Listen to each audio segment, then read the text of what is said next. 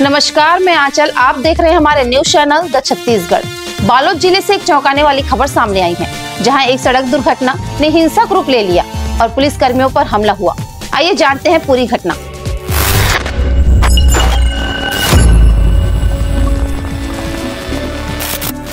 गुरुवार रात करीब 9:15 में बालोद के देवरी थाना क्षेत्र अंतर्गत पिनका पार चौकी इलाके में एक जेसीबी वाहन सड़क पर मवेशी आ जाने से अनियंत्रित होकर एक मकान में जा घुसा। इससे गुस्साए मकान मालिक ने जेसीबी चालक के साथ मारपीट शुरू कर दी। सूचना मिलते ही पिनका पार चौकी के पुलिस टीम मौके पर पहुंची और स्थिति को नियंत्रित करने की कोशिश की, लेकिन मामला तब बिगड़ गया जब पुलिस द्वारा जेसीबी चालक की हिरासत में लेने की कोशिश के दौरान मकान मालिक के परिजन उग्र हो गए। उन्होंने न केवल चालक को पुलिस वाहन से खींचने की कोशिश की, बल्कि चौकी प्रभारी के साथ भी हाथापाई की। पुलिस ने त्वरित कार्रवाई करते हुए 2 आरोपियों को हिरासत में ले लिया और उन्हें न्यायिक रिमांड पर जेल भेज दिया है। एसडीओपी देवांश सिंह राठौर ने घटना की पुष्टि करते हुए कहा कि पुलिस कर्मियों पर हमला गंभीर अपराध है और आरोपियों के खिलाफ सख्त कार्रवाई की गई है। उन्होंने चेतावनी दी है कि कानून को हाथ में लेने वालों को बख्शा नहीं जाएगा।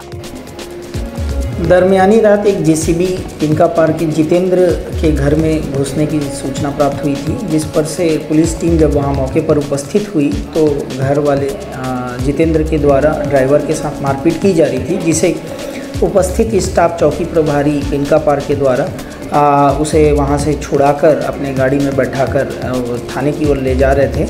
उसी दौरान जितेंद्र और उसका भाई धनेश दोनों मिलकर चौकी प्रभारी को रोकते हुए आरोपी को छोड़ें और यहाँ से हम नहीं ले जाने देंगे कहते हुए उनके साथ धक्का और मारपीट किया है, जिस पर से पुलिस ने गंभीरता से लेते हुए वो पुलिस के कार्य में बाधा करने के धाराओं में उस पर अपराध पंजीबद्ध किया है, जिन्हें न्यायिक हिरासत पर भेजा गया है।